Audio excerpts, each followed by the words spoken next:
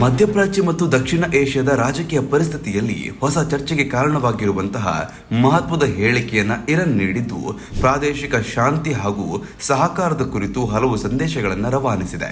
ಇರಾನ್ನ supreme leader ಮುಜ್ತಬಾ Khamenei ಅವರು ನೌರೋಜ್ ಹಬ್ಬದ ಸಂದರ್ಭದಲ್ಲಿ ನೀಡಿದ ಸಂದೇಶದಲ್ಲಿ ಅಫ್ಘಾನಿಸ್ತಾನ ಮತ್ತು ಪಾಕಿಸ್ತಾನ ನಡುವೆ ಉತ್ತಮ ಸಂಬಂಧ ಬೆಳೆಸಿಕೊಳ್ಳುವಂತೆ ಕರೆ ನೀಡಿದ್ದಾರೆ.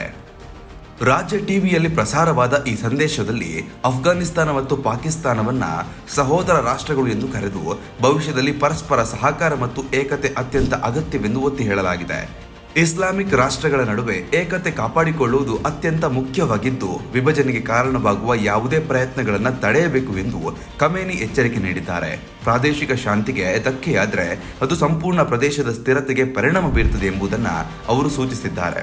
ಇದಕ್ಕೂ ಪೂರಕವಾಗಿ ಇರಾನ್ ತನ್ನ ಮೇಲೆ ಹೊರಲಾಗ್ತಿರುವ ಕೆಲವು ಆರೋಪಗಳನ್ನು ತೀವ್ರವಾಗಿ ತಳ್ಳಿಹಾಕಿದೆ. ವಿಶೇಷವಾಗಿ ಟರ್ಕಿ ಮತ್ತು ಓಮನ್ನಲ್ಲಿ ನಡೆದ ದಾಳಿಗಳಲ್ಲಿ ಇರಾನ್ ಪಾತ್ರವಿದೆ ಎಂಬ ಆರೋಪಗಳನ್ನು ಖಮೇನಿ ಸಂಪೂರ್ಣವಾಗಿ ನಿರಾಕರಿಸಿದ್ದಾರೆ. ಇವು ಫಾಲ್ಸ್ ಫ್ಲಾಗ್ ಆಪರೇಷನ್ಗಳು ಆಗಿದ್ದು ಶತ್ರು ರಾಷ್ಟ್ರಗಳು ಉದ್ದೇಶಪೂರ್ವಕವಾಗಿ ಇಂತಹ ಘಟನೆಗಳನ್ನು ರೂಪಿಸುತ್ತಿವೆ ಎಂದು ಅವರು ಹೇಳಿದ್ದಾರೆ. ಖಮೇನಿ ಹೇಳುವ ಪ್ರಕಾರ ಈ ರೀತಿಯ ದಾಳಿಗಳ ಉದ್ದೇಶ ಇರಾನ್ ಮತ್ತು ಅದರ ನೆರೆ ರಾಷ್ಟ್ರಗಳ ನಡುವೆ ಆತ್ಮವಿಶ್ವಾಸ ಮೂಡಿಸೋದು. ವಿಶೇಷವಾಗಿ ಸಿಯೋನಿಸ್ಟ್ ಶತ್ರು ಈ ರೀತಿಯ ಸಂಚುಗಳ ಹಿಂದೆ ಇದ್ದು ಭವಿಷ್ಯದಲ್ಲಿಯೂ ಇಂತಹ ಘಟನೆಗಳು ಬೇರೆ ಪ್ರದೇಶಗಳಲ್ಲಿಯೂ ಸಂಭವಿಸಬಹುದು ಎಂಬ ಎಚ್ಚರಿಕೆಯನ್ನ ಅವರು ನೀಡಿದ್ದಾರೆ.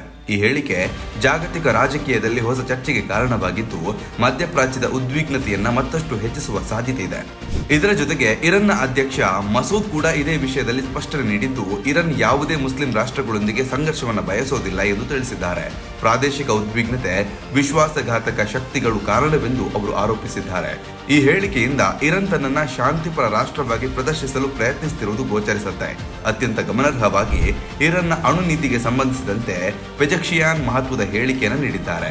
ಇರಾನ್ ಯಾವತ್ತೂ ಅಣುಶಸ್ತ್ರಗಳನ್ನು ಅಭಿವೃದ್ಧಿಪಡಿಸುವ ಪ್ರಯತ್ನ ಮಾಡಿಲ್ಲ ಎಂದು ಅವರು ಸ್ಪಷ್ಟಪಡಿಸಿದ್ದಾರೆ.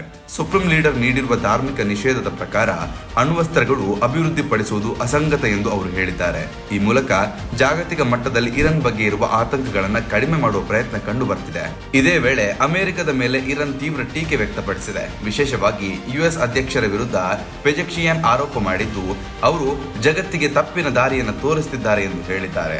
ಜಾಗತಿಕ ಮಾಧ್ಯಮಗಳು ಈ ತಪ್ಪು ಮಾಹಿತಿಯನ್ನು ವ್ಯಾಪಕವಾಗಿ ಹರಡ್ತಿವೆ ಎಂಬ ಆರೋಪವನ್ನು ಅವರು ಮಾಡಿದ್ದಾರೆ.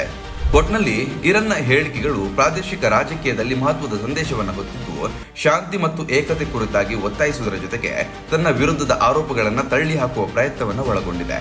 ಆದರೆ ಇದೇ ವೇಳೆ ಫಾಲ್ಸ್ ಫ್ಲಾಗ್ ಆರೋಪಗಳು ಮತ್ತು ಶತ್ರು ರಾಷ್ಟ್ರಗಳ ಬಗ್ಗೆ ಮಾಡಿದ ಟೀಕೆಗಳು ಮಧ್ಯಪ್ರಾಚ್ಯದಲ್ಲಿ ಉದ್ವಿಗ್ನತೆಯನ್ನ ಮತ್ತಷ್ಟು ಹೆಚ್ಚಿಸುವ ಸಾಧ್ಯತೆಯನ್ನ ನಿರಾಕರಿಸಲಾಗುವುದಿಲ್ಲ.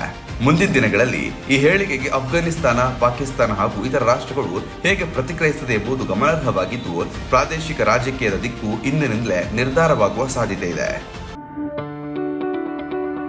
ಯಾವುದೇ ಸುದ್ದಿಯ ಅಪ್ಡೇಟ್ ಅನ್ನ ಮಿಸ್ ಮಾಡ್ಕೊಳ್ಬಾರ್ದು ಅಂದ್ರೆ ಈಗ್ಲೇ ಒನ್ ಇಂಡಿಯಾವನ್ನ ಸಬ್ಸ್ಕ್ರೈಬ್ ಮಾಡಿ. ನಿಮಗೆ ಬೇಕಾದ ಭಾಷೆಯಲ್ಲಿ ಎಲ್ಲಾ ಸುದ್ದಿ ತಿಳಿಬೇಕು ಅಂದ್ರೆ ಒನ್ ಇಂಡಿಯಾ ಆಪ್ ಅನ್ನ ಡೌನ್ಲೋಡ್ ಮಾಡ್ಕೊಳ್ಳಿ.